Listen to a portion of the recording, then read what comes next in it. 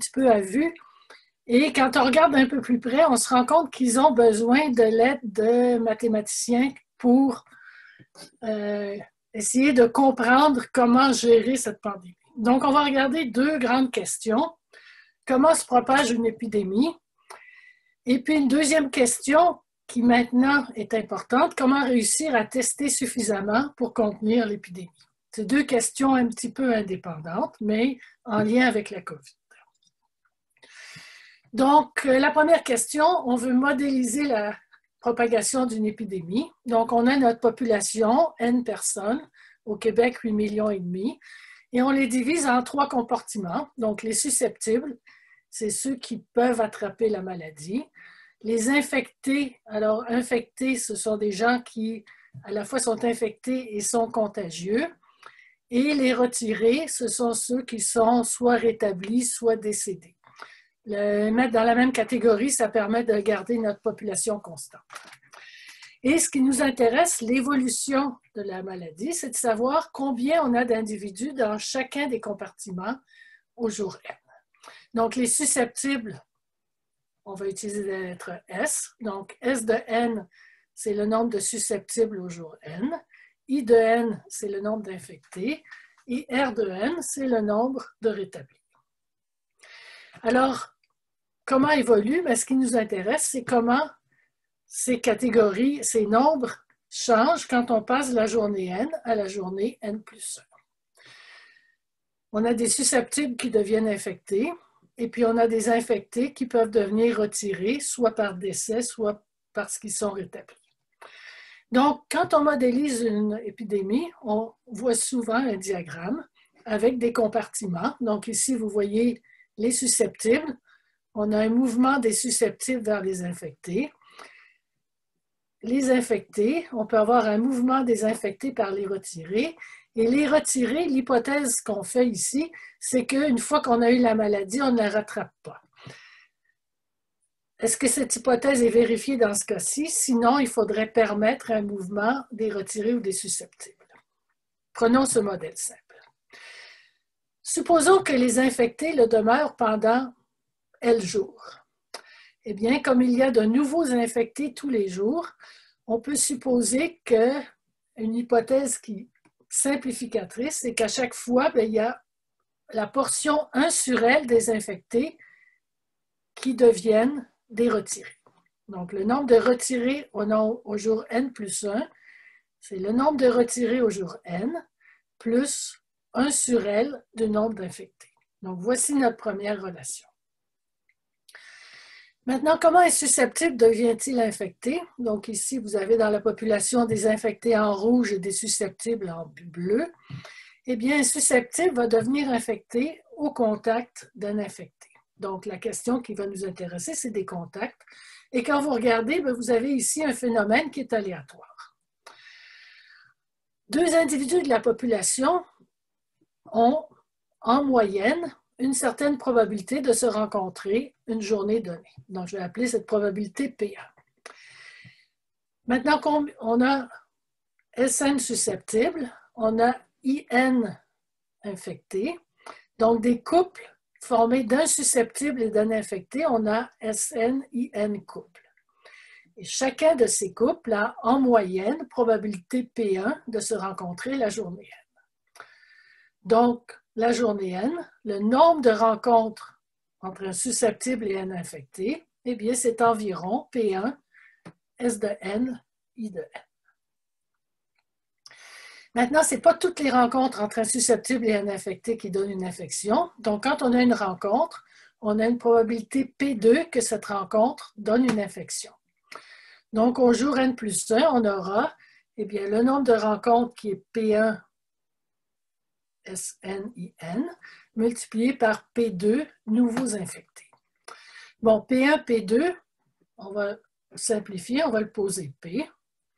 Et à ce moment-là, eh bien, regardez, le nombre de susceptibles au jour N plus 1, c'est le nombre de susceptibles au jour N, moins toutes les personnes qui ont été infectées le jour N, et on a modélisé ceci par le terme P-I-N-S-N. Le nombre d'infectés au jour N plus 1, eh bien, on a les infectés au jour N, plus les nouveaux infectés entre le jour N et le jour N plus 1, donc PIN-SN. Et puis, on a moins ceux qui sont retirés. On a vu que ceux qui sont retirés, c'est 1 sur L, IN. Donc, voici les équations de ce qu'on appelle le modèle SIR. SIR, c'est pour susceptible, infecté, retiré. Alors, ces équations, les voici. Et maintenant, ce qui nous intéresse, c'est quelle est l'évolution de l'épidémie à partir des équations.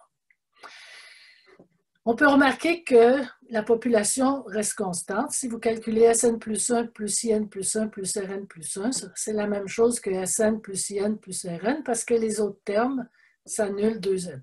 Donc, c'est pour ça que dans les retirés, on a mélangé les décédés et les rétablis, mais on pourrait faire 2 compartiments différents. C'est un modèle qui est déterministe.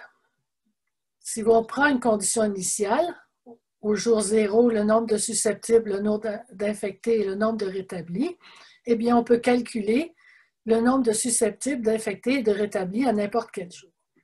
Donc, regardez la chose importante en modélisation. On avait un phénomène probabiliste, des rencontres au hasard, mais une loi de probabilité. Et puis, ça nous a amené à un système qui est complètement déterministe. Alors, voici ce système. Bon, ici, ce sont les populations. On va préférer jouer avec des proportions. Donc, SN, je divise mes populations par le nombre d'individus. Donc, SN, c'est la proportion des susceptibles, la proportion des infectés et la proportion des rétablis. Pensez pourcentage si vous voulez. Donc, la somme des proportions vaut 1. Et le nouveau système, eh bien, le P ici a été remplacé par P fois N. Voici le système qu'on va regarder. Donc, on va simuler la COVID avec une durée d'infection de L égale 10 et puis PN 0,38 et une proportion initiale d'infectés. J'ai pris 8 infectés au départ. Donc, alors, vous voyez les rétablis et les infectés en bas. À 40 jours, on voit que ça décolle.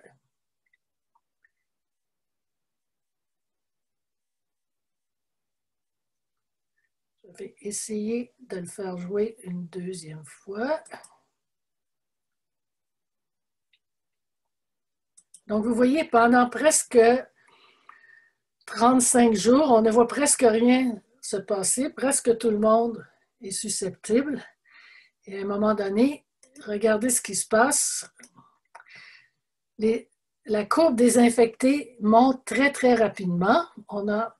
La courbe des susceptibles descend. On commence à avoir pas mal de rétablis. Et à un moment donné, que voit-on? Oups, pardon. Bon, c'est pas grave, on va continuer là-dessus.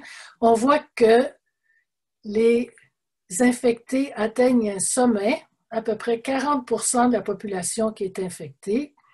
Et puis ensuite, l'épidémie s'éteint. Et si vous regardez, donc il n'y a presque plus de susceptibles, mais il en reste.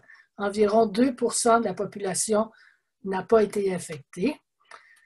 Et puis, les rétablis, eh bien, c'est presque 98% de la population.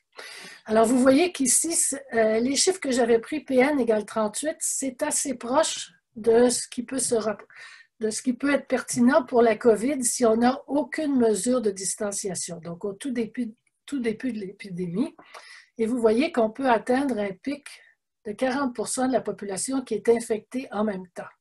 Donc, ce n'est pas pour rien que la santé publique a mis des mesures de distanciation, c'est pour essayer d'éviter ce scénario. Je vais comparer avec la grippe. Alors, la grippe, quels sont des paramètres pertinents? Bien, une période de contagion de 7 jours, un paramètre PN, bon, 0,214. Alors, regardez ici pour la grippe, on a les mêmes 3 courbes. Donc, les infectés qui font un pic. Sauf que le pic est au 180e jour. Pour la COVID, il était au 59e jour. On a seulement environ 6,3% de la population qui est infectée. Et regardez ce qui se passe avec les rétablis. Eh bien, on a un genre d'asymptote vertical autour de 58%. Et à ce moment-là, il y a près de 42% de la population qui n'attrape jamais la grippe. Pourquoi? Eh bien, c'est parce que, au hasard des rencontres, eh bien, il y a beaucoup de gens, quand vous êtes susceptible, beaucoup des gens que vous rencontrez dans la journée qui ont déjà eu la grippe, donc qui ne sont plus infectés. Et à ce moment-là, bien, votre chance de l'attraper est moins grande. Donc, le fait que tout le monde n'attrape pas l'épidémie, n'attrape pas la maladie et que l'épidémie s'éteint avant que tout le monde ait été atteint, c'est ce qu'on appelle l'immunité de groupe. Donc, vous avez peut-être entendu aux nouvelles la santé publique parler de l'immunité de groupe. Eh bien, l'immunité de groupe, c'est le phénomène que quand suffisamment de gens ont été infectés, eh bien, la maladie s'éteint d'elle-même. En fait, si vous regardez ici, le modèle qu'on a pris et prédit que le pic de l'infection se situerait au 59e jour si on n'avait pas une mesure de confinement. En fait, avant qu'il y ait eu le confinement, si on regarde, il y a quand même eu une période assez longue et la progression n'a pas été aussi rapide. Donc ça, c'est un point sur lequel je vais revenir un peu plus tard. Un autre terme dont vous avez peut-être entendu parler quand vous écoutiez les nouvelles sur la COVID, c'est le taux de reproduction de base. Donc, regardons ce que c'est. Alors, on a nos 3 équations pour les proportions ici, et je vais regarder la deuxième équation. Donc, ce qui m'intéresse, c'est comment vont varier les infectés. Donc, si on regarde les infectés au jour N+1 moins les infectés au jour N, eh bien, alors ici, je vais mettre le IN en facteur et dans la parenthèse, on a PN, le nombre de la proportion de susceptibles, moins 1 sur L. Dans la parenthèse, la proportion de susceptibles, c'est plus petit que 1. Donc, la parenthèse elle-même, elle est plus petite que PN moins 1 sur L. Et si PN moins 1 sur L est négatif, eh bien, le nombre d'infectés décroît parce que j'ai que IN plus 1 moins IN est négatif. Donc, chaque jour, j'ai moins d'infectés et l'épidémie s'éteint. Donc, on a quelque chose d'intéressant ici. Alors, ce nombre, alors PN moins IL négatif, c'est notre condition. On va la réécrire comme PNL plus petit que 1. C'est la même manière de réécrire cette condition. Et à ce moment-là, le nombre qui nous intéresse, c'est le nombre PNL. C'est lui qui est appelé le taux de reproduction de base. Et c'est lui qui va permettre de déterminer si une épidémie va se propager ou pas. Si je reviens en arrière, si ce nombre est négatif, si le nombre PNL est négatif, IN plus 1 moins IN est toujours négatif. Donc, même si j'ai quelques infectés au départ, eh bien, ça s'éteint tout seul. Donc, ce nombre dont on entend toujours parler, le taux de reproduction de base, eh bien, s'il est plus grand que 1, l'épidémie va s'installer. Et s'il est plus petit que 1, eh bien, les foyers d'infection initiaux vont disparaître. Maintenant, plus le R0 est grand et plus la maladie est contagieuse. Alors, le nombre de R0, on peut essayer de lui donner une interprétation. Pour faire le calcul, ça prend un peu de temps et je n'ai pas le temps de le faire aujourd'hui. Il correspond environ au nombre moyen de personnes qu'un individu infecte au début de l'épidémie. Pensez à vous, si chacun de vous infecte 2 personnes en moyenne, eh bien, l'épidémie va s'accroître. Si chaque fois qu'il y a 2 personnes, à 2, vous en infectez seulement 1, donc chacun infecte en moyenne une demi-personne, eh bien, l'épidémie va disparaître. Alors, si on veut comparer la COVID à quelques maladies, donc pour la grippe, je vous avais montré que la grippe, à un moment donné, l'épidémie s'arrêtait. Son taux de reproduction de base, c'est d'environ 1,5. La rougeole, c'est très, très contagieux. C'est vraiment par les aérosols. Le R0, il est proche de 13. Donc, la rougeole, ça se propage énormément. Le R0 de la COVID, il est très difficile à mesurer parce qu'on n'a pas de données. Très, très rapidement, on a mis la distanciation physique qui fausse le taux de contagion de la maladie. Donc, c'est difficile. Avec la distanciation physique, ça change le nombre de personnes que chacun infecte en moyenne. Donc, c'est difficile de le mesurer. Alors, il y a des intervalles de confiance, mais qui sont très, très grands. Et il y a plusieurs articles scientifiques qui l'estiment à au moins 3,8. Mais ça, régulièrement, il y a de nouveaux articles qui essayent de donner une nouvelle estimation du R0 de la COVID. Donc, revenons sur la courbe des infections. Donc, la courbe des infections, si vous regardez, eh bien, pendant les premiers jours, elle est restée très, très, très plate. On avait l'impression qu'il ne se passait rien. Mais là, j'ai fait des zooms sur les premiers jours. Donc, regardez sur 20 jours, eh bien, vous voyez que c'est une courbe qui a un peu la forme d'une exponentielle. Bien sûr, c'est des très, très petits pourcentages d'infectés, mais regardez la forme de la courbe. 30 jours, 40 jours, 50 jours et 60 jours, là, on voit apparaître le pic. Donc, on voit très bien au début la croissance exponentielle des infectés au début de l'épidémie. Ça, c'était pour un R0 qui était de 3,8. Est-ce qu'on peut expliquer pourquoi on a une croissance exponentielle au début de l'épidémie? Donc, regardons l'équation des infectés ici. Le début de l'épidémie, c'est que le nombre de susceptibles, la proportion est très proche de 1. Et alors, si je mets Sn qui est à peu près égal à 1, eh bien, on a approximativement, donc le IN plus 1, je vais mettre IN en facteur ici, et puis 1 plus PN, mon Sn c'est à peu près égal à 1, moins IN. Donc IN plus 1, c'est à peu près un multiple de IN. Et maintenant, eh bien, une équation comme ça, si elle a une solution exacte, eh bien, IN, à chaque étape, si je pars du jour 0, à chaque étape, je multiplie le nombre d'infectés par ce nombre-là. Donc, autant N, le IN, c'est la parenthèse 1 plus PN moins 1 sur L à la puissance N fois le nombre d'infectés initialement. Et c'est bien une croissance exponentielle. Alors, bien sûr, ça va croître exponentiellement à condition que la parenthèse, pardon, c'est plus grand que 0, si 1 plus P est plus grand que 1, pardon. Et alors, ce qui nous intéresse, c'est quand la parenthèse est plus grande que 1, et la parenthèse est plus grande que 1 si et seulement si le R0 est plus grand que 1. Donc, voici pourquoi on a à peu près une croissance exponentielle au début de l'épidémie. Maintenant, l'immunité de groupe, donc le phénomène qu'on a décrit. Donc, regardons l'équation de Sn.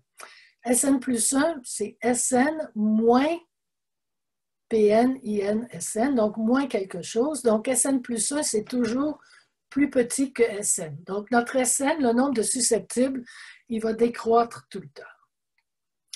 Maintenant, regardons la deuxième équation. On va la réécrire comme In plus 1 moins In. On factorise IN dans ce qui reste, donc IN, et je vais factoriser PN, IN. Donc, on va avoir SN moins 1 sur PLN, et PLN, si vous vous en rappelez, c'est notre R0. Donc, IN plus 1 moins IN, c'est un nombre positif multiplié par SN moins 1 sur R0. Et à ce moment-là, eh bien, même si le R0 est plus grand que 1, et donc 1 sur R0 est plus petit que 1, donc ça, c'est plus petit que 1, mais si Sn descend, mais si Sn devient très petit, à un moment donné, il va devenir plus petit que le nombre 1 sur R0, et la parenthèse va devenir négative.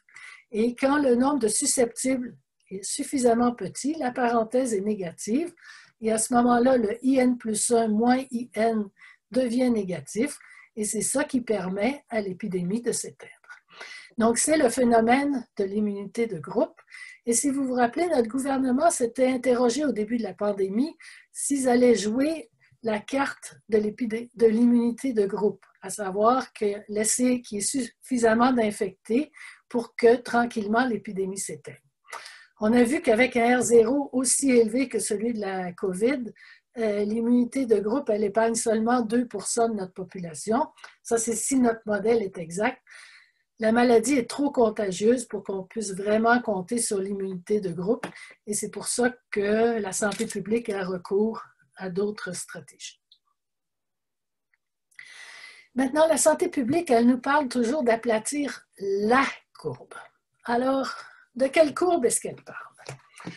En fait, elle ne parle d'aucune des courbes de susceptibles, d'infectés et de rétablis. Mais elle parle, la courbe dont on entend parler, c'est la courbe des cas cumulatifs. Donc, la courbe de la santé publique, c'est la courbe IN plus RN. Donc, le nombre d'infectés au jour N plus le nombre de rétablis au jour N. Donc, si je fais la somme de la courbe rouge avec la courbe verte, eh bien, vous obtenez la courbe orange qui est ici. Ne faites pas attention au trait orange vertical à gauche, c'est un bug de mon programme. Et sur la courbe des cas cumulatifs, qu'est-ce qu'on observe? Bien, en bas, on observe la phase initiale de croissance exponentielle. Dans la partie du milieu, on a une croissance qui est à peu près linéaire. Et puis, une phase d'aplatissement de la courbe. Donc, c'est ça que vise la santé publique, c'est d'aplatir la courbe. Maintenant, retour sur notre paramètre P. Donc, le paramètre P qui était dans nos équations. Et rappelez-vous que le R0, c'est P fois L fois N. Donc, ce P, c'était P1 fois P2. Alors, P1, c'était deux individus de la population ont en moyenne probabilité P1 de se rencontrer une journée donnée. Et chaque rencontre entre un susceptible et un infecté a probabilité P2 de résulter en une nouvelle infection. Donc, les mesures de distanciation physique de la santé publique, eh bien, leur but, c'est de faire diminuer P1 et P2. Donc, P1, comment est-ce qu'on le fait diminuer? Eh bien, on évite d'avoir des grands groupes. Donc, a priori, chaque individu va rencontrer moins de personnes en moyenne dans la journée. Donc, on diminue la probabilité de rencontrer un individu. Ensuite, chaque rencontre entre un susceptible et un infecté a probabilité P2 de résulter en une nouvelle infection. Si on veut que P2 diminue, eh bien, on va mettre des mesures comme les 2 mètres, donc la distanciation physique, le masque, le lavage des mains, qui va diminuer la chance qu'une rencontre entre un susceptible et un infecté résulte en une nouvelle infection. Donc, toutes ces mesures de la santé publique, eh bien, ça a pour but de faire diminuer P1 et P2 suffisamment pour que le R0, le nouveau R0 avec ces mesures, devienne plus petit que 1 ou c'est ça, comme ce n'est pas possible de viser vraiment plus petit que 1 et l'extinction complète, la santé publique essaye de viser que ce soit à peu près autour de 1. Donc, il n'y ait pas d'augmentation du nombre d'infectés. Et puis, pour pouvoir gagner du temps suffisamment longtemps. Un problème du modèle SIR dont je vous avais parlé, eh bien, avec la simulation qu'on a fait, on a vu que le pic se produisait au 59e jour. Il se produit très tôt parce que si on regarde quand l'épidémie a commencé fin février, début mars, il y avait quelques cas d'infection. À l'époque, c'était les vrais paramètres de la COVID parce qu'il n'y avait pas de mesure de distanciation physique. Et puis, on a vu quand même que le pic, enfin, au 59e jour, l'épidémie ne croissait pas aussi vite que ce qu'on a vu. Alors, un des problèmes du modèle qu'on a ici, eh bien, c'est qu'on a supposé que dès qu'une personne susceptible est infectée, elle est contagieuse dès le premier jour. Or, il y a une période de latence. Hein. Vous entendez parler que souvent on est infecté, puis c'est seulement 4 ou 5 jours plus tard qu'on commence à devenir contagieux. Donc, notre modèle, il n'est pas assez fin pour tenir compte de cette période de latence avant de devenir contagieux. Donc, une possibilité pour améliorer le modèle, eh bien, c'est d'ajouter un nouveau compartiment. On va ajouter un compartiment des exposés. Alors, les exposés, eh bien, quand vous avez un infecté qui contamine un susceptible, eh bien, le susceptible, il bouge dans la catégorie des exposés. Il y reste M jours, donc on fait l'hypothèse, il y reste pendant M jours, et c'est seulement après M jours que là, il va migrer dans la catégorie des infectés. Donc, si vous regardez, les susceptibles, bon, ils décroissent du nombre de personnes qui sont infectées. Celles-ci vont dans les exposés.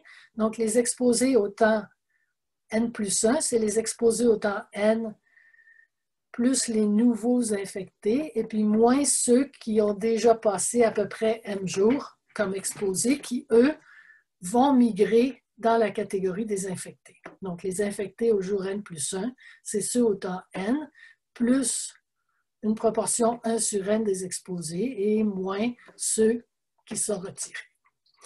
Donc, ça vous montre comment, à partir d'un modèle simple, on peut décider d'ajouter des compartiments et de raffiner le modèle. Et ça, on le fait au fur et à mesure qu'on a une meilleure connaissance de la maladie. Donc, ça, c'est 4 compartiments. On peut en ajouter plus. Et vous avez là la base de principes de modélisation. Ceux d'entre vous qui sont nouveaux, vous allez faire des cours de modélisation.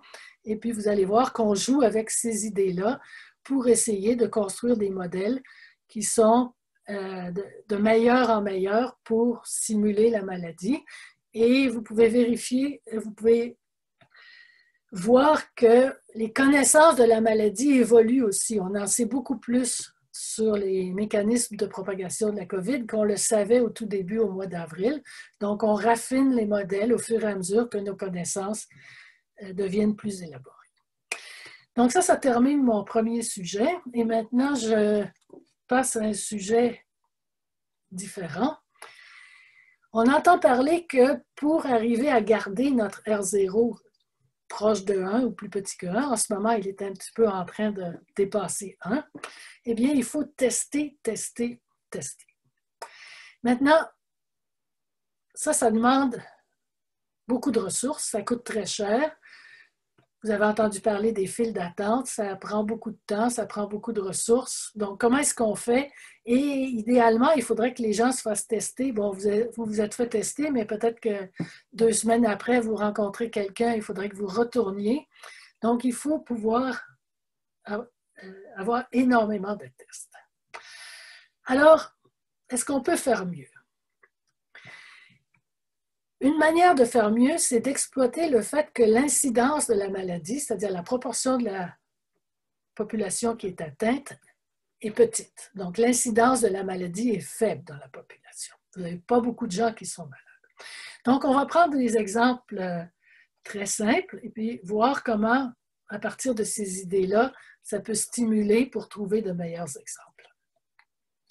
Donc, on considère un groupe de 100 personnes et on va le diviser en 5 sous-groupes de 20 personnes. Alors, on prend des prélèvements chez chacun des personnes. Au lieu de faire un test sur le prélèvement, vous le divisez en 2 parties. Donc, quand j'ai un sous-groupe de 20 personnes, je vais faire un mélange de la moitié des prélèvements de chacun des membres du groupe. Donc j'ai un mélange de 20 prélèvements et je teste ce mélange. Si le test est négatif, je peux conclure que tous les membres du sous-groupe sont négatifs. Donc, j'ai fait un seul test et j'ai pu dire que 20 personnes sont négatives. Si le test est positif, eh bien, je vais tester individuellement chaque personne du sous-groupe. Alors, je vais avoir gardé la deuxième moitié de son prélèvement pour faire ça. Donc, ça, c'est le principe de ce qu'on appelle le dépistage par groupe.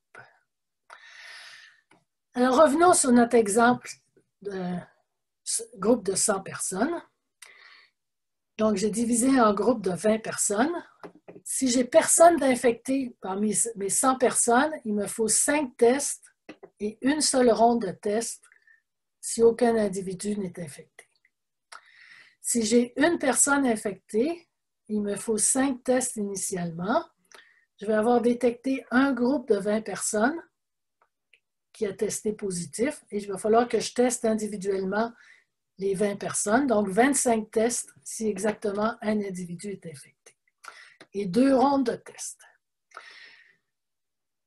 Si j'ai 2 individus infectés, s'ils sont dans le même sous-groupe, il me faut 25 tests. S'ils sont dans 2 sous-groupes différents, il me faut 45 tests pour déterminer les 2 individus infectés dans le groupe de 100 personnes. Si on a 5 infectés ou plus, on pourrait avoir besoin de 105 tests, donc plus que le nombre de personnes pour les identifier tous. Et dès qu'on a au moins un infecté, il faut 2 rondes de tests pour trouver tous les individus.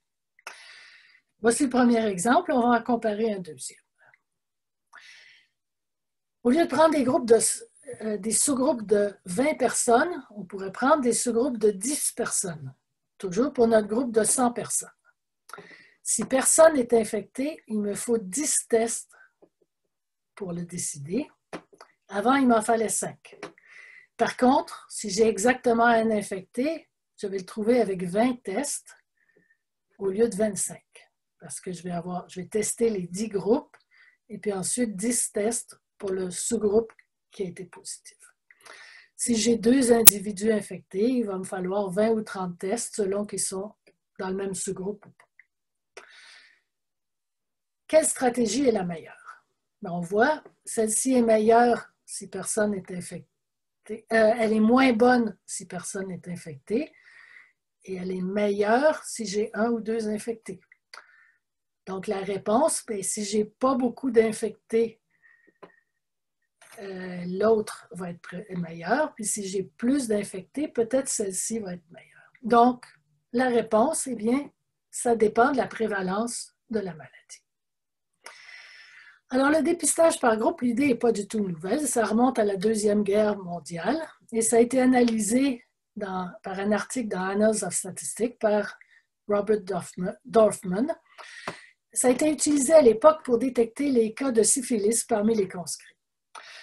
Alors, Robert Dorfman, il s'est intéressé à quelle est la taille optimale des sous-groupes selon la prévalence de la maladie et quel est le coût relatif, c'est-à-dire combien en moyenne de tests on va faire pour trouver les individus infectés. Donc, voici le tableau. Si j'ai 1% de la population qui a la maladie, le mieux, c'est de faire des sous-groupes de 11 personnes.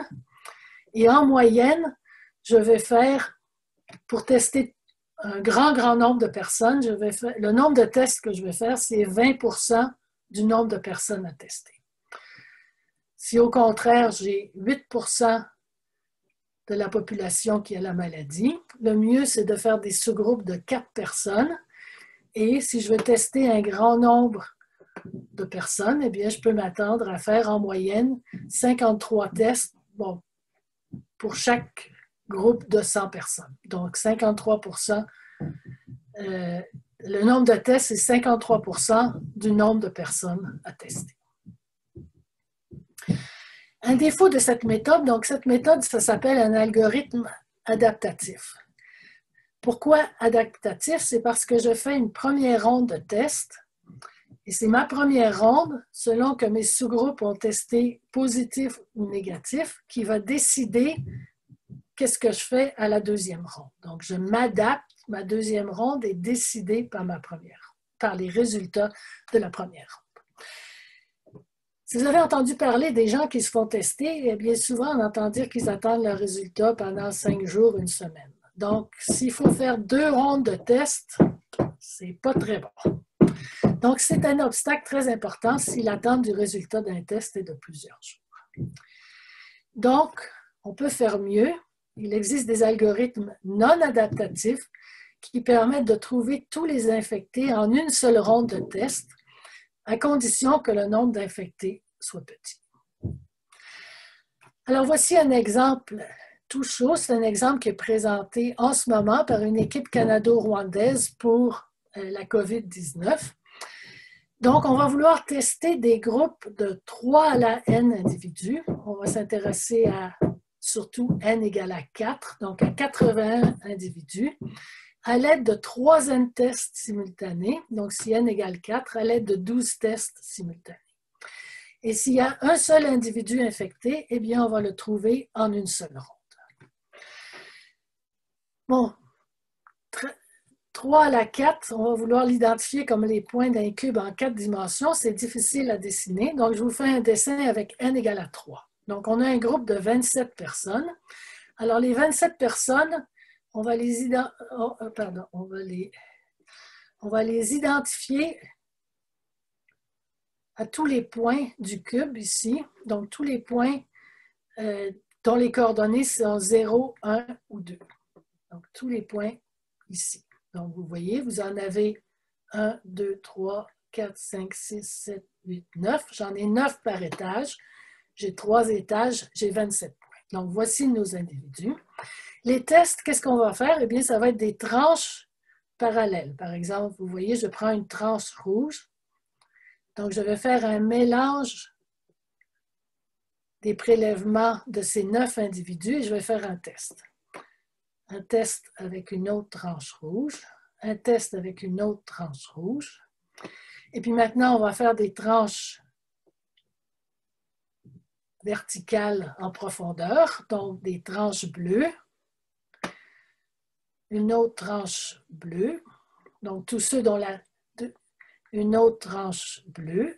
Et puis ensuite, je vais faire des tests avec des tranches parallèles au plan de mon écran, des tranches vertes, une autre tranche verte. Donc, vous voyez que les tests, ça correspond à un plan de coordonnées, xi égale une constante. Ma constante, ça peut être 0, 1 ou 2. Si j'ai un seul individu infecté, j'ai un individu infecté ici, eh bien, il est à l'intersection d'une tranche rouge avec une tranche bleue et avec une tranche verte. Donc, je vais l'identifier parce que ces 3 tests-là, la tranche rouge du haut, cette tranche bleue et puis cette tranche verte vont avoir testé positif. Donc, voici l'idée géométrique. C'est une très jolie idée. Donc, au Rwanda, ils proposaient de l'utiliser pour n égale à 4. Donc, pour n égale à 4, c'est une figure avec un cube comme ça, des groupes de 81 personnes. Et puis, la première ronde de tests, elle comprend 12 tests. Et si on a exactement un infecté, eh bien, on n'a pas besoin de faire de deuxième ronde de tests. On l'a déjà trouvé. Sinon, il faut une deuxième ronde de tests. Alors, si on a 1% de prévalence, donc le coût relatif de cette méthode, alors on l'a calculé, c'est un article dans Acromat, donc ce coût relatif est inférieur ou égal à 16,1%, c'est-à-dire pas plus que 16,1% de tests par rapport au nombre de personnes à tester. Et dans 80,6% des cas, une ronde de test suffit. Alors, c'est un bon algorithme, mais il permet de traiter, déjà dès qu'on a 2 infectés, il nous faut une deuxième ronde de tests. Donc, qu'est-ce qu'on peut faire mieux? Il y a un deuxième algorithme qui a été proposé par une équipe israélienne. Elle a non seulement été proposée mathématiquement, mais elle a été élaborée et implantée en laboratoire, c'est-à-dire qu'ils ont programmé leurs robots qui vont faire tous les mélanges de prélèvements. Donc, cet algorithme, il fonctionne avec des groupes de 384 individus. On va faire 48 tests, donc 8 fois moins de tests que d'individus. Et chacun des tests, on va faire un mélange de 48 prélèvements. Donc, le prélèvement de chaque individu, il va être séparé en 6 parties qui vont contribuer dans 6 tests différents. Et puis, chaque mélange, on va avoir des prélèvements de 48 personnes. Ça demande de vérifier que si vous avez un seul individu infecté qui est mélangé avec les prélèvements de 47 qui sont sains, le mélange va quand même tester positif. Ça fait partie des critères. Ça a été vérifié quand ils font quand ils proposent cet algorithme. Alors, cet algorithme, il est plus polyvalent parce qu'il permet de détecter 4 infectés en une seule ronde. Alors, comment est-ce qu'on peut construire de tels algorithmes? Eh bien, c'est des méthodes d'algèbre, c'est des méthodes qui sont empruntées à la théorie des codes correcteurs d'erreur. Alors, la théorie des codes correcteurs d'erreur, ça, c'est quelque chose où, quand on a des communications puis qu'on envoie des fichiers sur Internet ou des mots sur Internet, eh bien, ça permet de corriger s'il y a des erreurs dans la transmission. Alors, le groupe de N personnes à tester, on va l'identifier en un mot X. Donc, on met un bit 0 ou 1 pour chacune des personnes. Donc, on va poser XI égale à 0 si le IM individu n'est pas infecté. Et puis, XI égale à 1 si le IM individu est infecté. Alors, si la prévalence de la maladie est faible, c'est les cas qui sont intéressants pour les codes correcteurs d'erreur. Pour que ça fonctionne, un code correcteur d'erreur, il faut qu'il y ait peu d'erreurs. Eh bien, les xi égaux à 1, il n'y en a pas beaucoup, et on va les voir comme des erreurs dans un mot de code qui n'aurait que des zéros. Alors, un code correcteur d'erreur, ça suppose que vous envoyez un mot 000, vous recevez un mot qui a quelques 1, et le code correcteur d'erreur, eh bien, il doit, vous envoyez un mot, vous recevez un mot, pardon, qui a quelques différences par rapport au mot que vous avez envoyé. Et le code correcteur d'erreur, eh bien, il apprend à corriger le mot pour vous ramener à un mot qui est admissible. Le mot que vous avez reçu n'est pas admissible et il vous permet de corriger les erreurs. Alors, lorsque le nombre d'erreurs n'est pas trop grand, eh bien, l'algorithme permet de les corriger en une seule ronde. Bon, alors ça, c'est des mathématiques plus sophistiquées, mais c'est pour vous montrer qu'avec ces techniques qui sont de l'algèbre et qui sont utilisées en informatique théorique, eh bien, on est capable de concevoir des algorithmes de dépistage de groupes avec une seule ronde, où si j'ai 384 personnes et pas plus de 4 infectés, eh bien, je peux en une seule ronde identifier les 4 infectés. Alors ça fait le tour de ce que je voulais vous raconter aujourd'hui. Puis comme vous voyez, eh bien, le sujet est très créatif. C'est des choses qui se développent tous les jours et peut-être que vous aurez de bonnes idées sur comment les mathématiques peuvent aider à contrôler la COVID. Donc, à vous de poser les prochaines questions.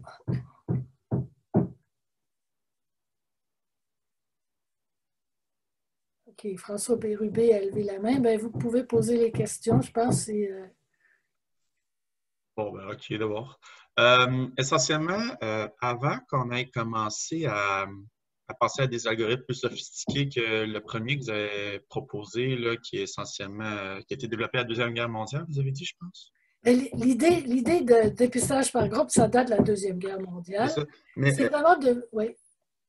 C'est vraiment devenu un sujet de l'informatique théorique, le dépistage de groupe, parce que c'est pas seulement, bon, c'est déjà utilisé pour plein de maladies infectieuses, mais c'est utilisé pour plein d'autres choses dans l'industrie. Par exemple, vous voulez tester des composantes électriques, des ampoules, mais vous allez les mettre en série. Et si votre série s'allume, ça veut dire qu'elles sont toutes bonnes. Si ça ne s'allume pas, donc c'est utilisé à beaucoup d'endroits. C'est vraiment devenu le dépistage de groupe un sujet à part entière. Il y a des gens qui font ça en combinatoire et puis il y a beaucoup de gens du côté statistique aussi. Parce que la question de le coût relatif, combien ça me coûte selon, ça dépend des probabilités d'erreur. Ça se calcule, c'est des espérances, ça se calcule avec des statistiques. Cool. Mais ce que je me demandais, en fait, c'est si historiquement, c'était déjà, on s'était déjà posé la question à faire comme des étapes de plus, genre faire des groupes de groupes séparés comme en sous-grappes, essayer comme d'avoir un algorithme additif qui va peut-être se rapprocher de n log n en termes d'essayer de diviser en sous-groupes et ensuite rediviser. OK. Quand tu parles d'algorithme avec le logarithme, c'est qu'on pourrait effectivement diviser notre population en 2 sous-groupes. Et puis ensuite, on divise chaque sous-groupe qui est positif en 2 sous-groupes, etc. jusqu'à... Ça, c'est des algorithmes qui sont optimaux en termes de nombre de tests, mais par contre, ils peuvent requérir beaucoup de rondes de tests. Donc ça dépend c'est quoi ta problématique. Si ta problématique du point de vue médical, c'est de minimiser ton nombre de rondes de tests, tu ne veux pas nécessairement minimiser absolument ton nombre de tests. Mais le nombre de rondes est important. Parce que regarde la COVID, là, les gens vont se faire tester, ils ont la réponse une semaine après. Donc ça c'est très mauvais si tu dois avoir besoin de plusieurs rondes de tests. C'est ça que j'ai réalisé, évidemment, quand vous parliez que c'était beaucoup mieux de... C'est ça, c'est parce que l'informatique... de ce qu'on va optimiser, être capable en une seule ronde d'identifier les spottings, c'est plus intéressant. Ça le sujet se développe dans les 2 directions. Dans les algorithmes dans les algorithmes adaptatifs, là, effectivement, ils vont chercher les meilleures bornes. Dans les non adaptatifs, ben là, c'est parce que vraiment, une des problématiques que tu as, c'est de minimiser ton nombre de rondes. Et puis également, bon, quand j'ai dit le nombre maximum d'échantillons qu'on peut mélanger pour que quand même tu aies un résultat positif, si tu en as juste un positif parmi ton nombre, tu as toutes ces questions-là.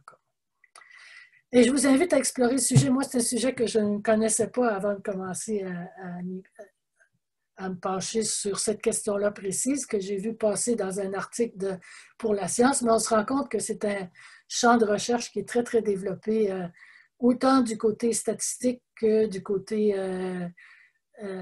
combinatoire algorithmique.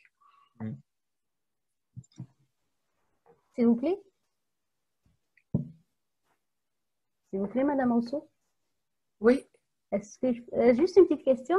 J'aimerais juste savoir, est-ce que cette étude rentre dans la discipline de la biostatistique? La bi. Ou c'est vraiment, c'est des mathématiques pures ou... Bon, je dirais qu'il y a, bon, j'ai plus, moi je suis mathématicienne, donc j'ai mis l'emphase sur le point de vue mathématique. Quand vous faites un modèle, toutes les hypothèses, par exemple, choisir les paramètres pour notre modèle SIR pour qu'il colle bien, ça prend d'avoir des données. Donc, c'est évident qu'il faut analyser des données, voir si le modèle colle bien. Donc, il y a toute une partie de biostatistique là-dedans. Et l'article sur le dépistage par groupe, bon, j'ai écrit un article avec Christian Genet, qui est statisticien, qui va paraître dans la revue Acrobat d'ici un mois, je pense. Et lui insiste beaucoup plus sur la partie statistique. Donc, là où je vous montrais le nombre de tests pour trouver un infecté, par exemple, dans le dépistage par groupe, bon, ben, lui, il s'intéresse beaucoup à la question de l'espérance du nombre de tests qu'on va faire et puis combien ça coûte. Et donc, il y a toute une partie statistique là-dedans. Construire ces algorithmes, c'est beaucoup des statisticiens aussi qui font ça, avec des probabilistes, je dirais, avec des méthodes probabilistes, mais là, ce n'est pas la biostatistique. C'est évident que la biostatistique est très importante dans l'étude des épidémies. Bon, personnellement, je suis mathématicienne donc, et je fais des systèmes dynamiques.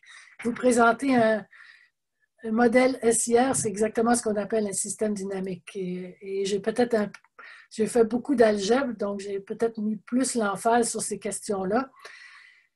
Mais on ne peut pas gérer une pandémie sans suivre les données au jour le jour et s'intéresser sur ce que veulent dire les données, est-ce qu'elles sont fiables, qu'est-ce qu'elles veulent dire, etc. Donc, la biostatistique, elle est là, c'est sûr. Merci. Je me demandais comment on fait pour gérer, disons que dans l'algorithme du cube, il y a deux tranches qui indiquent que la personne est infectée, mais il y en a une qui indique qu'elle n'est pas infectée, comme s'il y avait eu des faux positifs ou des faux négatifs. OK. Ça, c'est... Tout ce que je vous ai montré, ça suppose que les tests sont fiables. OK?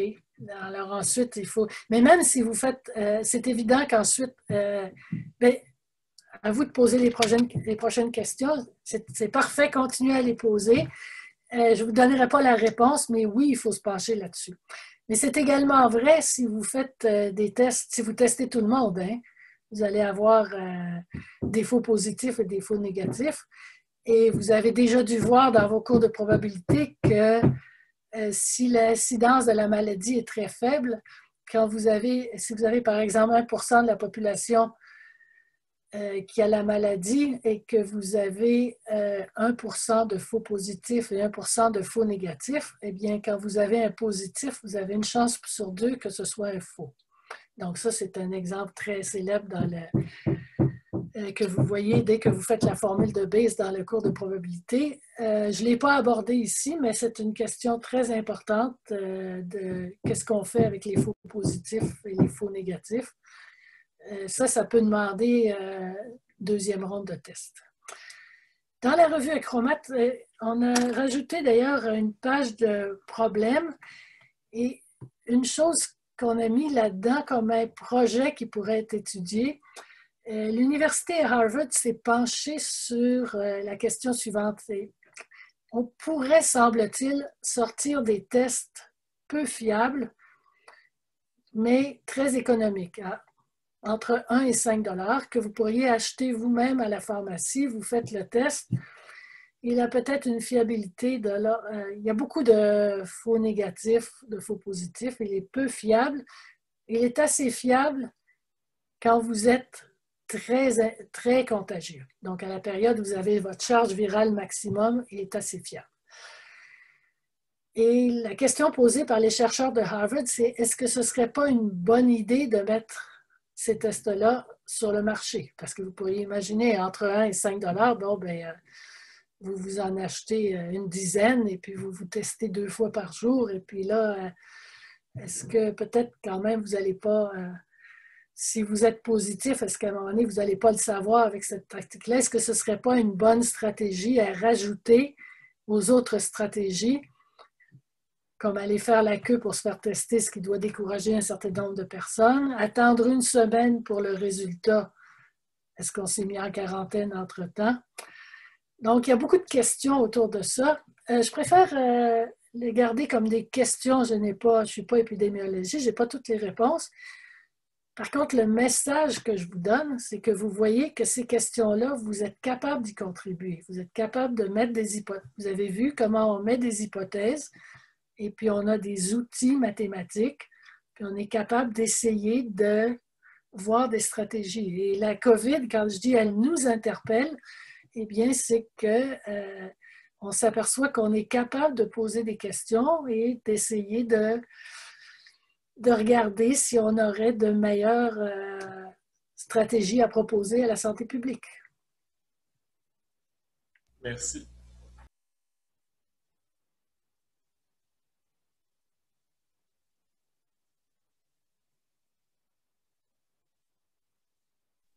Ce serait le dernier moment pour poser vos questions. Alors, peut-être les 2 sujets dont j'ai parlé vont paraître sous forme d'articles dans la revue Acromat, ACCROMATH. Ça va être en ligne d'ici 3-4 semaines. Donc, celui sur le modèle SIR, je l'ai écrit avec Yvan Saint-Aubin, et celui sur le dépistage par groupe avec Christian Genet. Et j'espère que, même si vous n'avez pas d'autres questions maintenant, que vous allez vous mettre à en avoir puis à inventer des meilleures stratégies que ce que je vous ai proposé.